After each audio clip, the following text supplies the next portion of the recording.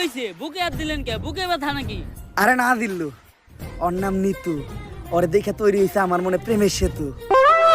Sir, আমরা এনে কেসের ইনভেস্টিগেশন করবার আইছি। সব জায়গায় অন্তত নিজে আসল চরিত্রটা তুইলা ধরেন না। তোর কি আমার চরিত্র এতটাই খারাপ মনে হয়? হ্যাঁ। আচ্ছা দা, আমি নিতুর লগে কোনো কথাই কমু না। কথা তো দূরের কথা, আমি ওর দিকে একবার তাকাবো না। এই কেসের পুরা তদন্ত তুই করিস। জি, আমাকে কেউ ডাকছিলেন? হ্যাঁ, আমি তো ডাকছি আপনারে।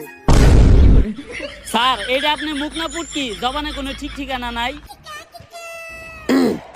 আসলে আমরা আপনার কাছে একটা ব্যাপারে জিজ্ঞাসাবাদ করতে আসছিলাম। জি, কি জানতে চান বলেন? আসলে আমি জানতে চাই আপনার চোখ দুইটা এত সুন্দর কেন?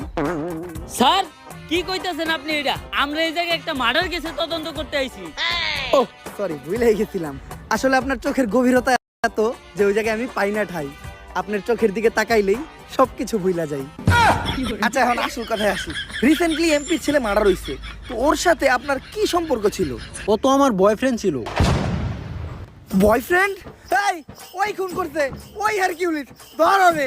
স্যার, ও তো আমার বয়ফ্রেন্ড ছিল, এখন তো নাই, এখন তো আমি সিঙ্গেল। সিঙ্গেল?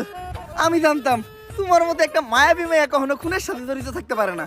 তুই হুদাহুদি ওরে সন্দেহ করছিস।